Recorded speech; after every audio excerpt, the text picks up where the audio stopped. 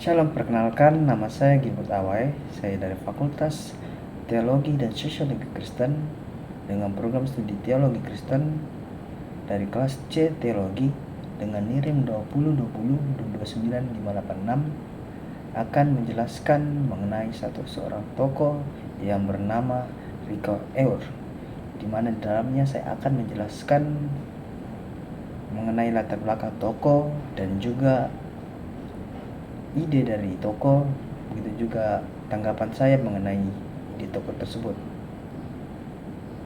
Dan inilah penjelasan saya. Rico Eur dilahirkan di kota Valence di selatan Lyons pada tanggal 27 Februari tahun 1913. Ibunya meninggal saat melahirkannya dan ayahnya gugur dalam Perang Dunia Kedua, sehingga kakek dan neneknya harus membesarkannya. Saat remaja, saudari perempuannya meninggal karena TBC. Rico pernah mengalami beberapa peristiwa tragis yang pernah ia alami. Anak laki-lakinya, salah satu dari 5 anaknya, melakukan aksi bunuh diri, dan istri yang dikasihinya meninggal di hadapannya.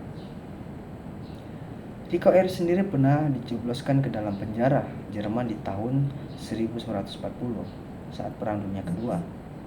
Di dalam penjara, dia mendirikan sebuah universitas tidak resmi yang di dalamnya para tahanan diorganisasikannya untuk saling memberikan kuliah dan menjalankan penelitian. Di penjara Jerman, orang sulit mendapat buku selain buku-buku Jerman. Maka disitulah untuk pertama kalinya Rico Eur membaca Husserl dan juga menerjemahkan buku pendiri fenomenologi itu Idean ke dalam bahasa Prancis dengan memanfaatkan pinggiran buku itu karena tak ada kertas. Dengan terjemahannya atas Husserl dan karyanya, bagian pertama, Filosofi de la Volonté, dia meraih gelar doktor. Selanjutnya di tahun 1945 sampai tahun 1948 ia mengajar di Le Chabon antara tahun 1948 sampai tahun 1955 di Starbucks dan di tahun 1905 di Sorbonne. Selama itu dia belum dikenal. Karyanya yang membuatnya terkenal di Prancis dan kemudian di dunia adalah Filosofi de la Fonte bagian yang kedua, yang di dalamnya mengatakan keterbatasan dan kebersalahan. Setelah meninggalkan Sorbonne di tahun 1967, Rico Eur menjadi dekan Universitas Nanterre yang waktu itu didominasi kelompok-kelompok ekstrim kiri. Ia mengajar di sana sampai ia pensiun di tahun 1980. Buku yang dalam masa itu adalah Le Conflit des Interpretations, Essays der Menschheitskultur, Konflik Interpretasi, esai tentang hermeneutik tahun 1969. Buku-buku Rico Eur adalah yang ditulis dalam bahasa Inggris dan baru kemudian diterjemahkan ke Prancis, yakni saat namanya di luar negeri dan dipudar di Prancis sendiri. Justru dalam masa pensiunnya, dia menjadi tenar kembali di Prancis melalui buku-buku baru. Rico Eur meninggal dunia sekitar pada tanggal 20 Mei tahun 2005 di Saint-Anne, Mulberry. Rico memiliki beberapa ide. Bila kita berbicara tentang hermeneutiko Rico, kita sebenarnya sedang mengacu pada sebuah rentang pembicaraan yang lebar karena selama 70 tahun karir intelektualnya, Rico menulis banyak karya. Konsistennya tampak dalam karya-karya itu sehingga kita sedikit banyak dapat menemukan hubungan-hubungan di antara karya-karyanya.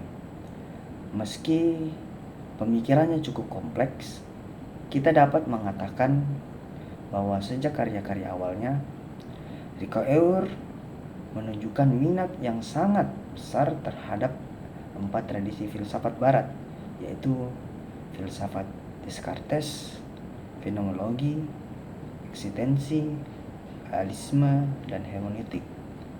Keempatnya berkelindan dalam pemikirannya.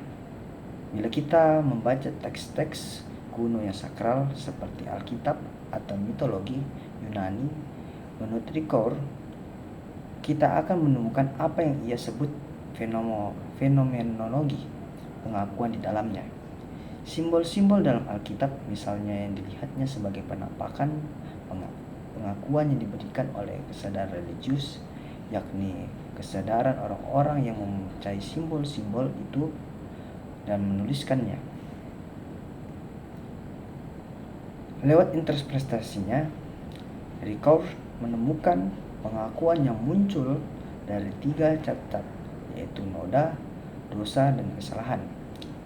Kita orang modern yang sekuler hanya mengenal kesalahan, tetapi orang-orang di zaman dulu seperti terungkap dalam Alkitab dan etnografi mengenal 2 simbol lain yang menampakkan pengakuan bahwa seorang telah melakukan kejahatan, yaitu simbol noda dan dosa.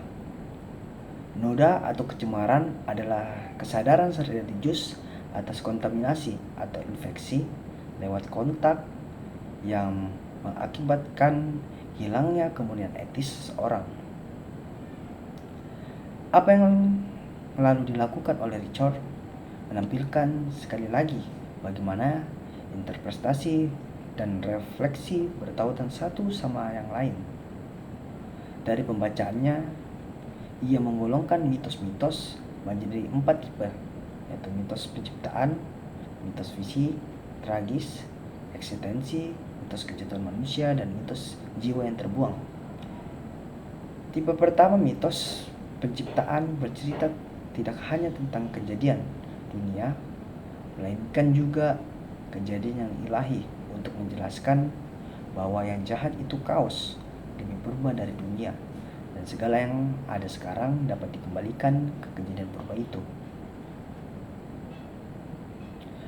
Satu hal yang penting ditemukan Ricoeur lewat refleksinya adalah bahwa yang baik itu lebih purba daripada yang jahat.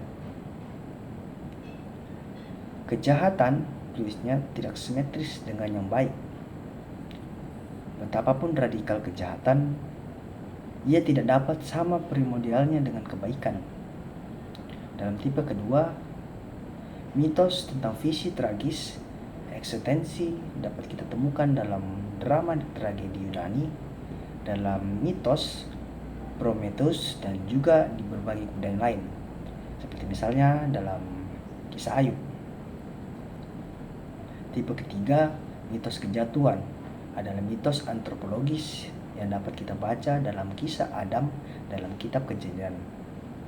Dan tipe keempat, mitos jiwa yang terbuang, menurut Ricoeur menjadi sumber pengetahuan bahwa manusia sama seperti jiwanya dan lain.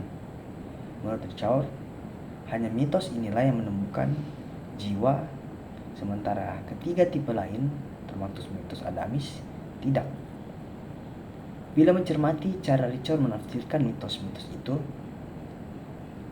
kita tidak dapat mengatakan bahwa dia cuma merepresentasikan mereka sebagai karya sastra kuno. Baginya, mitos memiliki sesuatu yang hendak dikatakan untuk masa kini.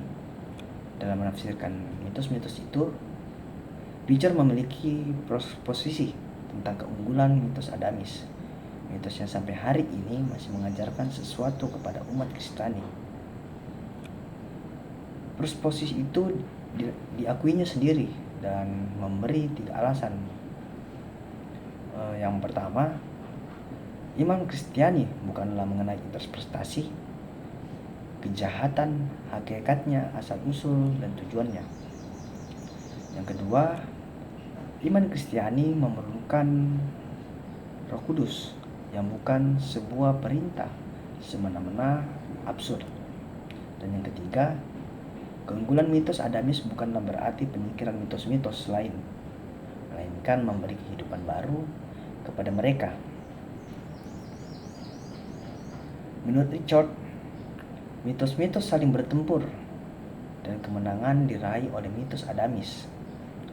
Lewat mitos Adamis, kita mengenal Allah yang etis. Menurut Richard juga sebuah teks terbuka terhadap kegiatan, menjelaskan bahwa hubungan antara memahami dan menjelaskan adalah sebuah hubungan yang dialektis. Richard setuju untuk mengambil kritik ideologi dalam hermeneutikanya, karena interpretasi juga bisa terdistorsi secara sistematis.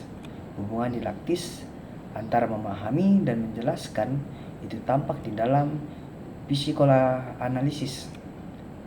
Di dalam sebuah komentarnya atas kritik ideologi yang dilakukan oleh Habermas, Richard menunjukkan bahwa praktik psikoterapi yang tidak dijelaskan oleh Freud tidak dapat memakai metode atau menjelaskan atau memahami, melainkan dari keduanya.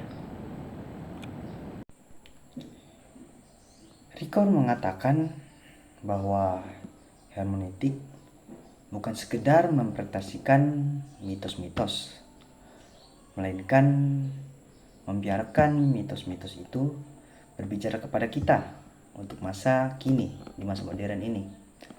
Dalam konteks kekinian itu, mitos-mitos saling berkompetisi dalam hermeneutik, ikut mengevaluasi mereka lewat proporsi iman yang dimiliki oleh penafsir. Jadi tanggapan saya mengenai ide beliau bahwa memang sangat baik bahwa mitos ini mengarahkan kita sebagai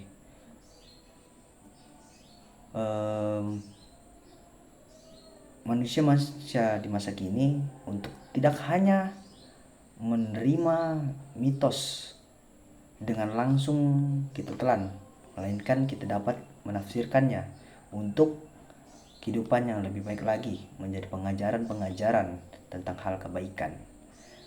Mungkin itu sekian dari penjelasan saya mengenai latar belakang ide dari Richard, begitu juga dengan tanggapan saya. Sekian dari saya Gilbert Awae mengucapkan terima kasih.